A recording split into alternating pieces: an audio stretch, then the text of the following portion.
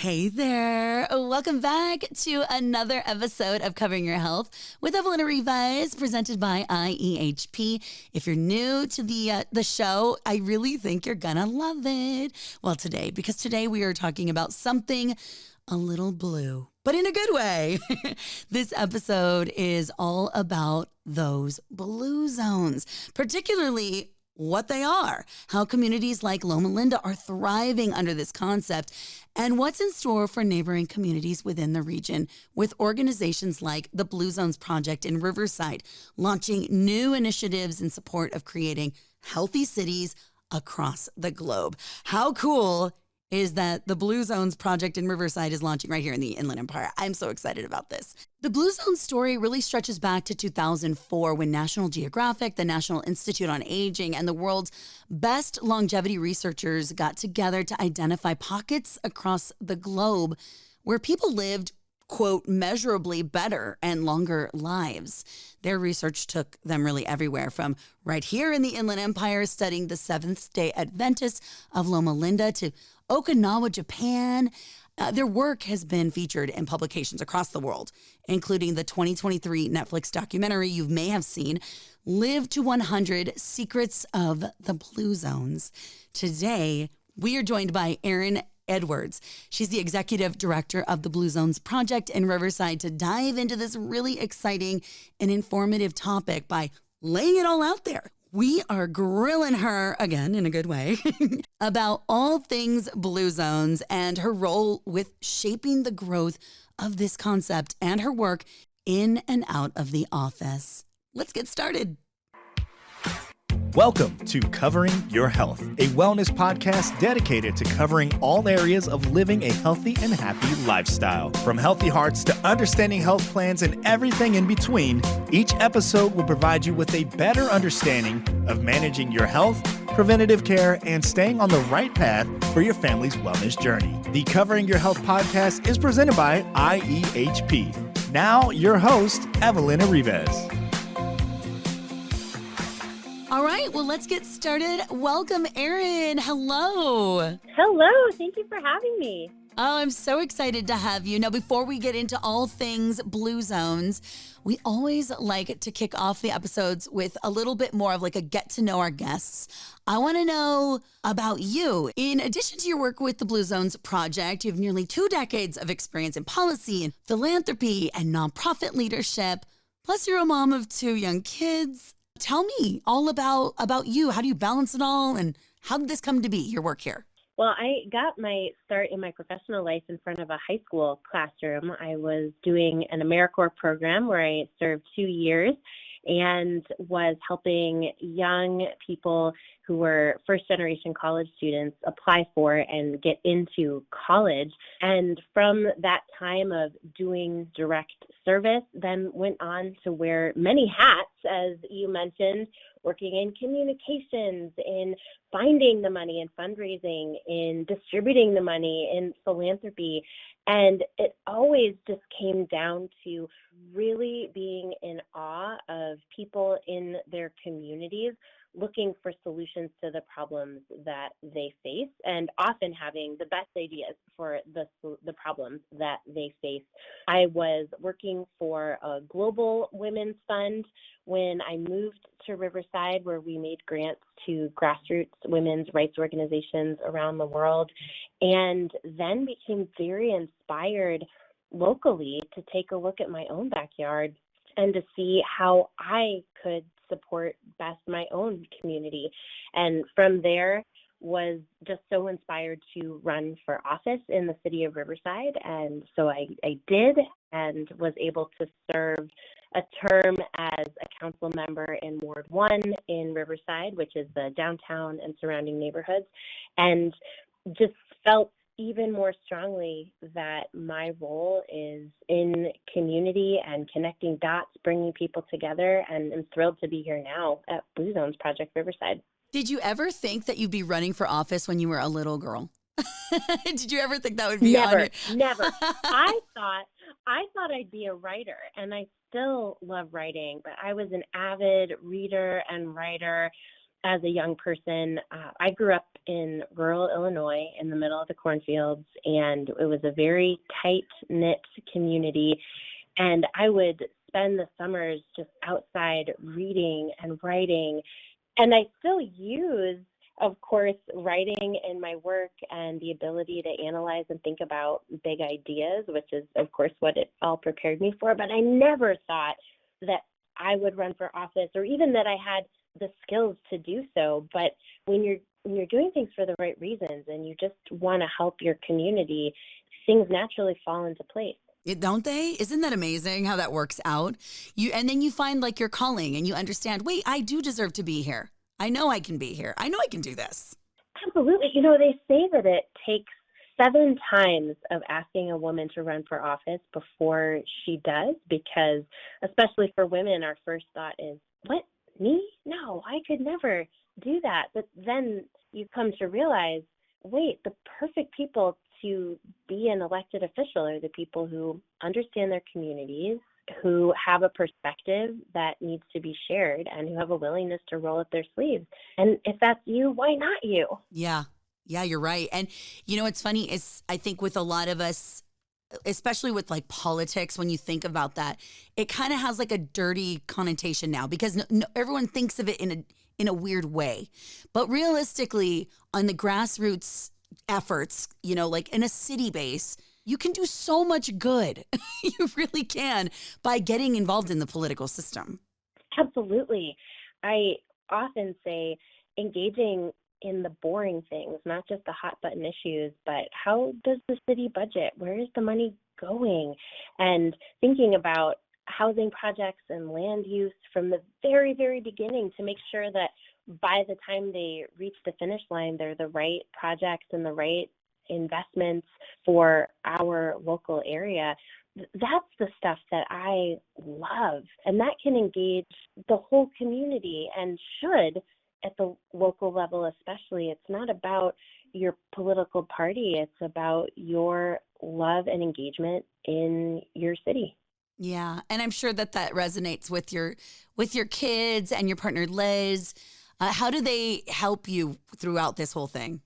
Well, certainly being a parent with a more than full-time job is not easy, but also being a parent with a more than full-time job is what makes me good at my full-time job, because I know what it feels like when your child gets sick and suddenly you don't have daycare and you need to make it work. I know what it feels like when your daughter can't breathe because of poor air quality and you're looking for better solutions. And that's the introduction to good policy, is thinking about what is your experience and what do you want to see change, not just for the people you love, but for the whole community.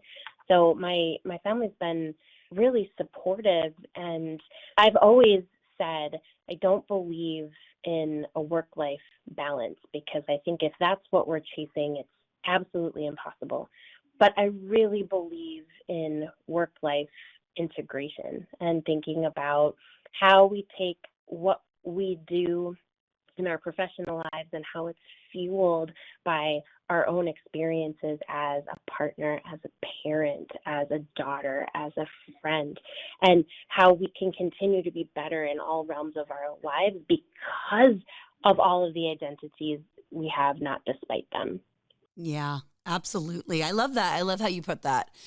So your work with the Blue Zones projects, it obviously complements your resume, but what was it about this initiative that really kind of piqued your interest from the very get-go? So almost 3 years ago now, Riverside Public Health Department was looking for a model to help address upstream health concerns. So I think often of the Desmond Tutu quote, you can keep pulling people out of the river, but at a certain point you have to look upstream and say, why are all these people falling in the river? And Riverside County has the wonderful and audacious goal of being the healthiest county in the nation. And they wanted a model to help support that work and that vision. And they came across Blue Zones. And I think many people have heard of Blue Zones from the Netflix documentary, which is wonderful, and I do recommend it. And that documentary explores 5 original blue zones around the world, where in 1999, National Geographic and researcher Dan Buettner went out to understand what's happening in these pockets of the world where people are living not just longer, but healthier lives.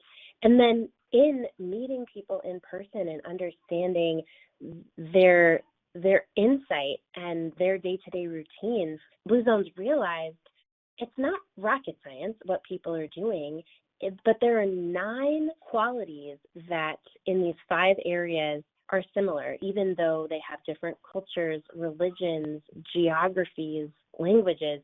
And today we call those the Power 9, which is really how you move your body, what you put in your body, how you de-stress. And I think the key is how you connect to your sense of purpose and to your neighbor. And the Blue Zones Community Transformation Project is the American story of Blue Zones. It's saying, if we know what those 9 qualities are, there's no reason that we can't create Blue Zones across the United States. And Riverside County, everywhere. And Riverside County Public Health and the City of Riverside and our sponsors for the project, IEHP, the IEHP Foundation, Molina, Kaiser, Eisenhower Health, we're also inspired by this thought that Riverside and other cities in Riverside County could become Blue Zones project communities.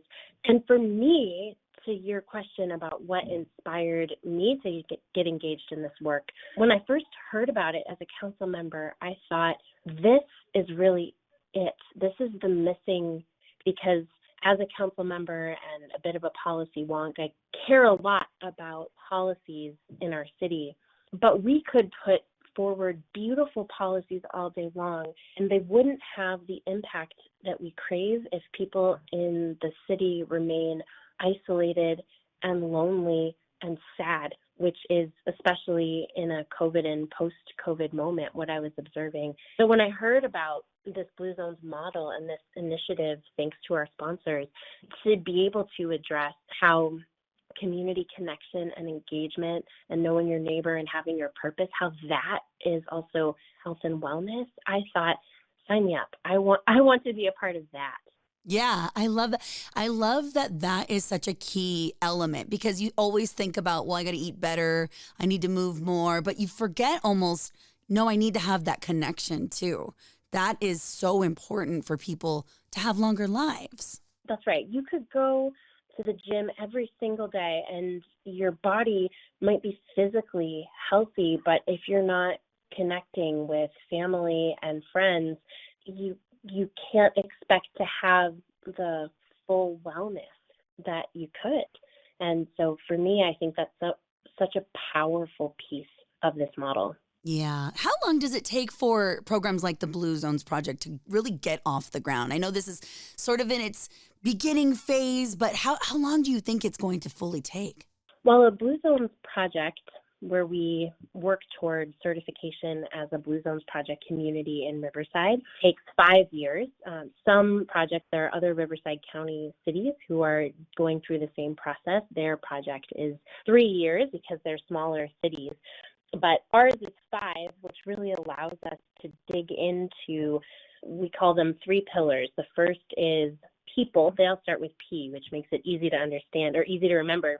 The people pillar. So what small individual changes can we all make in our lives? Can we join a walking group? Can we attend a purpose workshop or learn how to cook our favorite foods that our family loves every time we get together, but do them just a little bit healthier?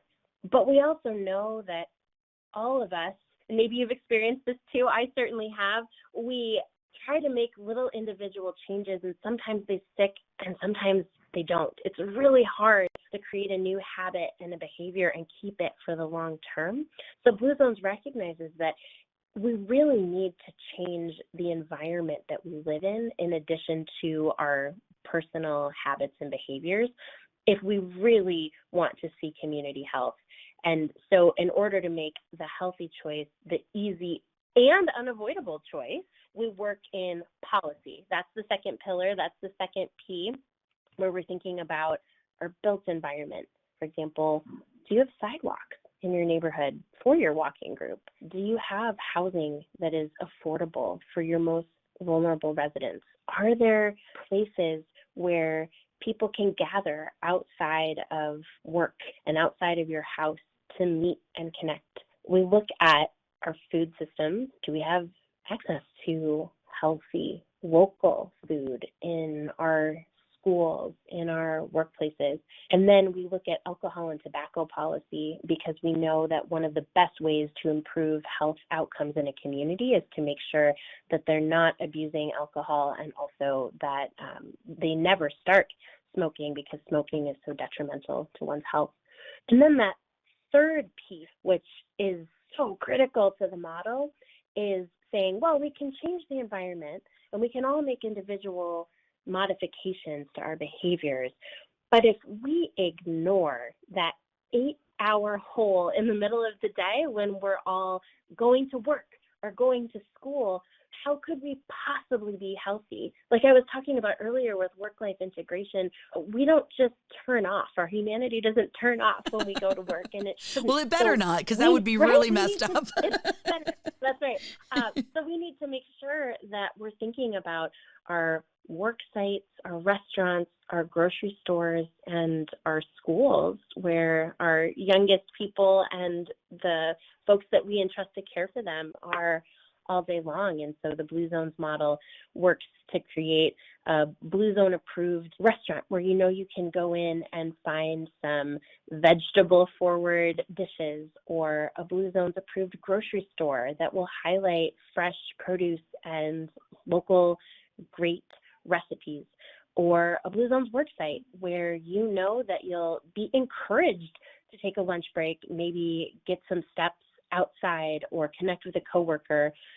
And then, of course, Blue Zones approved schools where our young people will be able to have natural movement outside of recess, or healthy options in their cafeteria. And when we do all of these things together, that is how we start to see community transformation, which has been done in over 70 cities in the U.S. now. And I'm just so excited to see it unfold in Riverside. Yes. I love all of this. It's so exciting. Me I know. too. It is really exciting, because it is a big task. And I do love that you're giving it the 5 years. Like, it's going to take us this much time to really implement what we're trying to do. We are a big area.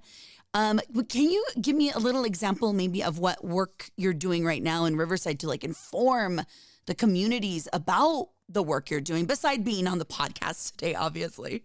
Yes, of course. So I mentioned it's a 5-year project in the city of Riverside, but even building up to the 5 years, we've been in a 9-month building period. That's our foundation period, where we've been establishing steering committees and working groups, where we've been hiring a team. So there are 10 of us in our office that, across those 3 pillars, people, policy, and places, will be able to really dig into the city and support those who have been doing this work and who want to do more of this work, to do it bigger and bolder over the 5 years.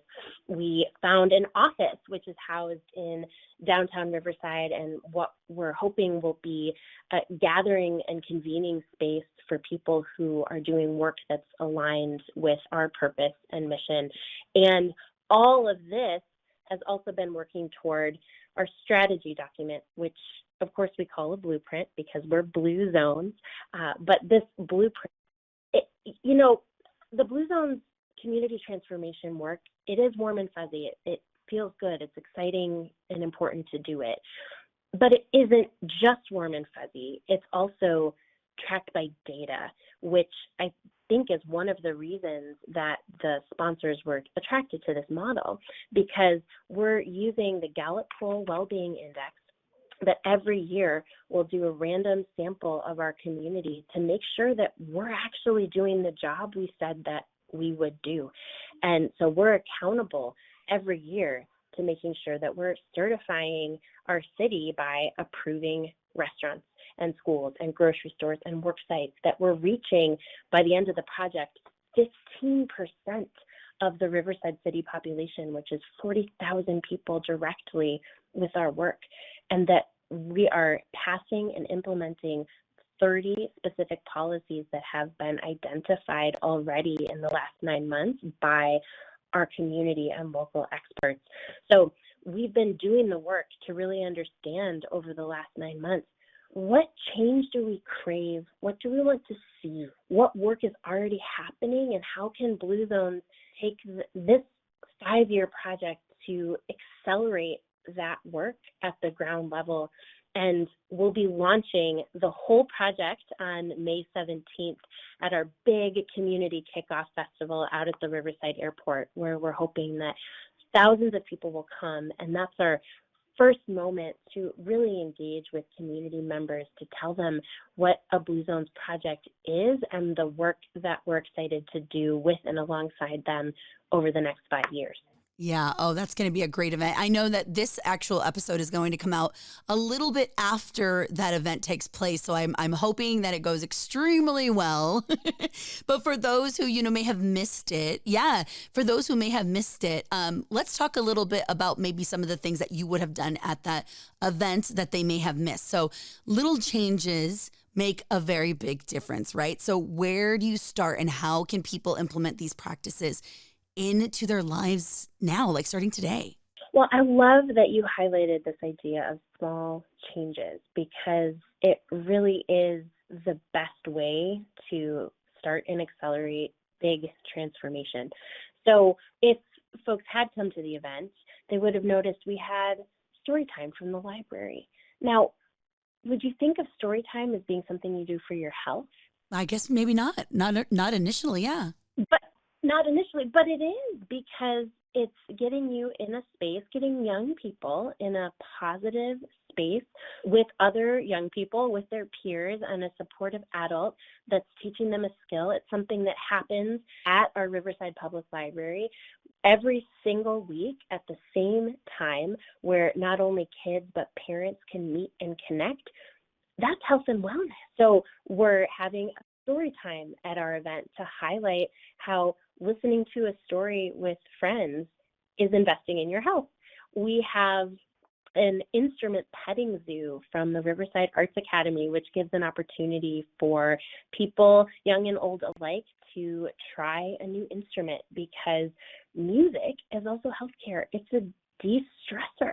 And we know that if we are less stressed, if we can find a way to manage stress better in our lives, we could live up to 12 years longer. It's really extraordinary when we look at the research that's been done on the impact of stress in our lives. We are starting our event with a big community walk that will be led by the North High School marching band. And we're excited about this, but for those who missed the big walk-in, there are community walks and community runs throughout the year that people can sign up for. And it's not just about being really fast, getting your best time at the event, but thinking about how do you train for it? If you're doing the Mission In Run in the fall, why not start now? Get a few people together, start a walking or jogging group, meet once a week to not only train for the event, but, and this is the most important part in my opinion, if you and I are in the group together and one week you don't come, then I pick up the phone and I say, Evelyn, where were you? I missed you. And then you know that you're connected and you're part of my community, and it inspires you to want to keep coming back and working toward that goal. So that's something that any of us can do. We're having gardening workshops at the event where we'll have succulents that people can plant in little pots, because gardening is a downshifting activity. It's a way to de-stress and also to beautify the city and create pride in our homes, in our yards, in the place that we live. So that's an important activity that anyone can start anytime, even if you don't have a yard, just a little pot. And I could go on and on, but I'll just share this last No, example. It sounds so good. It sounds like tons of fun. Tons of fun and delicious. We're having cooking demonstrations where we'll learn how to make some really delicious foods that are simple, that don't cost a lot of money to make, but are also really healthy and filling and delicious that anybody can do at home. And then we'll have free samples of the event. So the good news is this is the kickoff to this 5-year project where Blue Zones Project Riverside will be hosting cooking demonstrations, purpose workshops. We'll be asking people to sign up for walking groups, reading groups, cooking groups, you name it, which we call moai, which are based on a concept in Okinawa, Japan, one of the 5 original Blue Zones, which again is that idea of something you do for 10 weeks with a small group of people that you do together. So there will be so many ways to connect beyond this event, and I would just encourage listeners to go to bluezonesprojectriverside.com to see all the ways that you can engage. Yes, yes, yes. I love this. I love this. You know, what's really cool about the Inland Empire is obviously we have Loma Linda, which is a prime example of how Blue Zones work, right?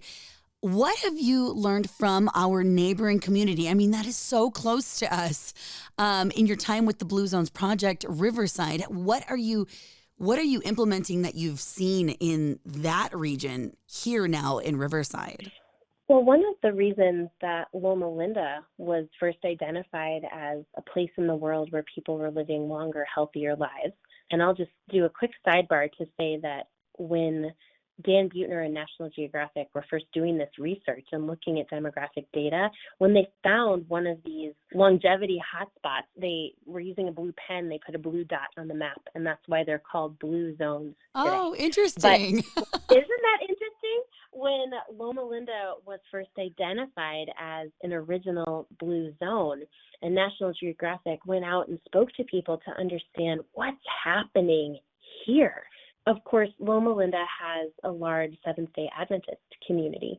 And in the Seventh-day Adventist religion, people are eating a plant-based diet, and they're encouraged to come together at least once a week. You know, it doesn't matter religion, or honestly any religion someone would belong to, but having something outside of yourself and your family that is community, that is a place where you feel a sense of belonging and that gives you a sense of purpose is so critical to health outcomes.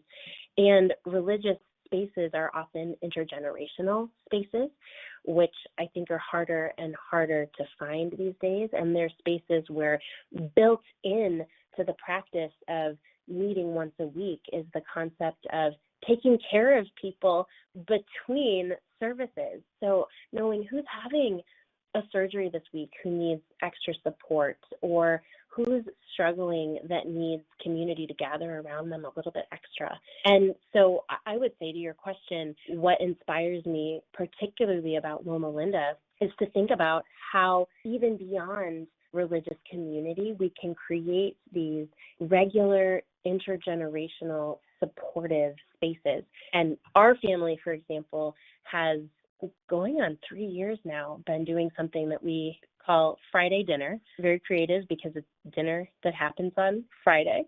But the point is that we do it every Friday. And it started when we were finally able to safely gather after the pandemic with 2 COVID pods coming together. And it's grown into this gorgeous weekly potluck that happens in our garden. And we're not fussy about it because the point is we open the doors and people come and the children run wild through the garden and we eat good food or whatever food people were able to scrounge up at the end of the week. And then we just spend time together. And not only do we have this moment on Friday, but when you chat with someone on a Friday evening and they say, I'm really worried about my mom's surgery this week, or I'm going in for a job interview and I'm feeling nervous about it, then it allows us moments throughout the week to check in and say, how'd the interview go? Or thinking of you and your mom. And that's health, that's community building. And it's exciting to be able to start even in one's own backyard. I love that. I want an invitation. So how do All I right, get come to invited Friday dinner, to Evelyn. Let me know. Fantastic. I'll send you an invite. I'm in Riverside too. I live here. Okay, I'm in. No, I love that. I love that. I know there was a sense, there was a piece we all lost with the pandemic, and I do believe like there were some key things where I went, oh wow, there's one thing that's good that's coming out of this is we all get to take a break. I mean, everybody had to stop, right? Believe me, we were so busy. I remember my kids being younger and it was chaos.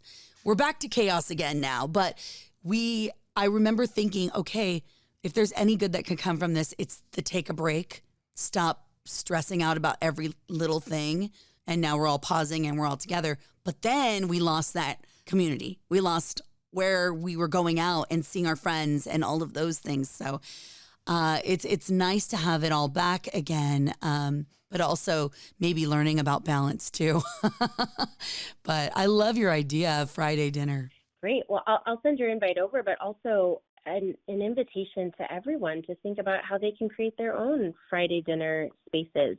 And again, I think sometimes when we're leading busy lives, we let perfect be the enemy of the good. And we think I can't invite people into my space unless my space is perfectly clean or unless the food is perfectly delicious. And to your earlier question about work-life balance or work-life integration, there never is a perfect time. There's never a perfect time to start something new or to invite people in. So if there's something that's inspiring me from the Blue Zones model right now, it's that there's never a perfect time. Just start it. Start it with something small. Invite one person over and give yourself permission to have your house be a little bit untidy. But the point is that you're together. The most important piece, that is for sure. Oh, I love that. I really do. Well, I don't want to take up so much of your time today. I'm learning so many wonderful things, and I'm so excited to see how Blue Zones, how your project is going to really work and roll out throughout the next few years.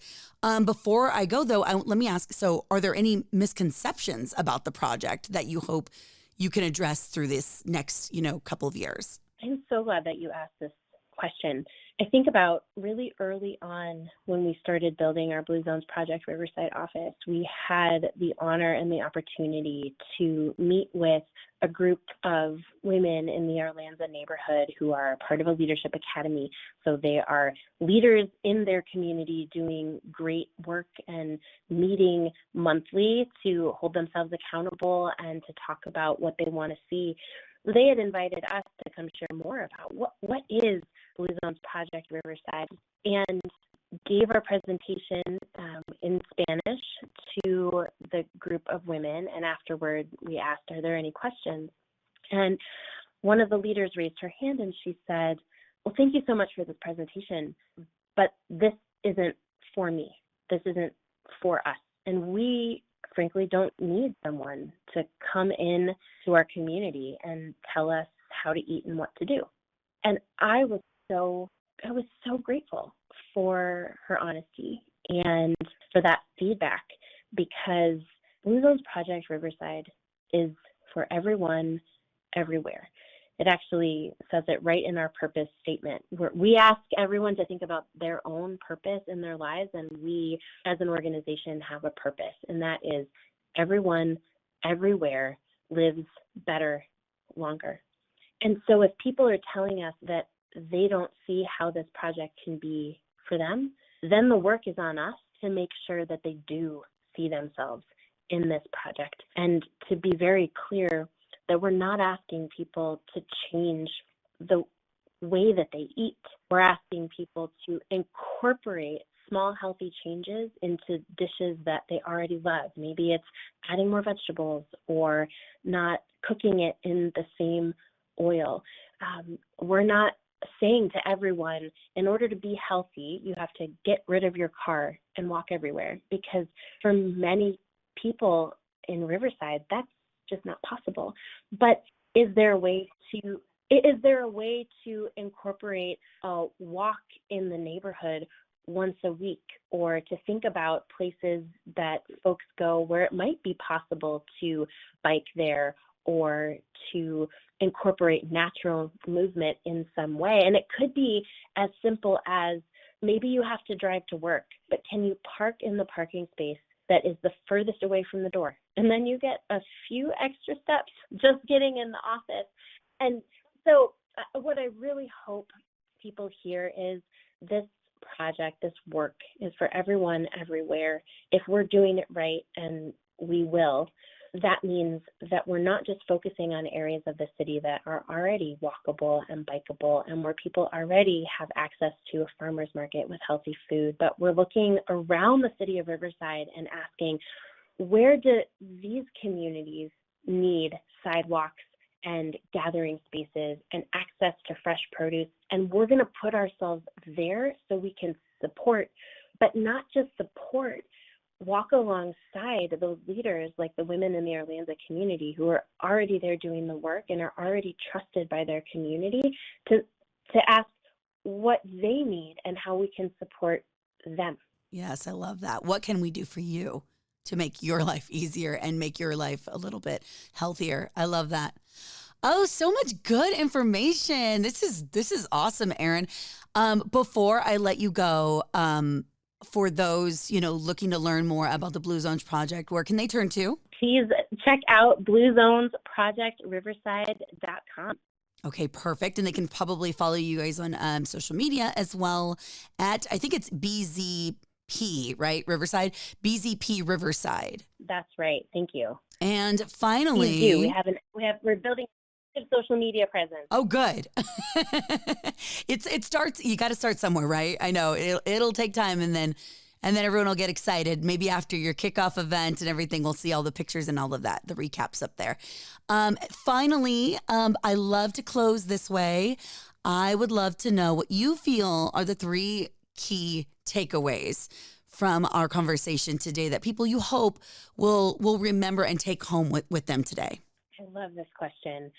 Number 1 for me is think about your purpose. We build on a concept from Okinawa, Japan, one of the original Blue Zones, called the Ikigai. It's your sense of purpose, what gets you jumping out of bed in the morning.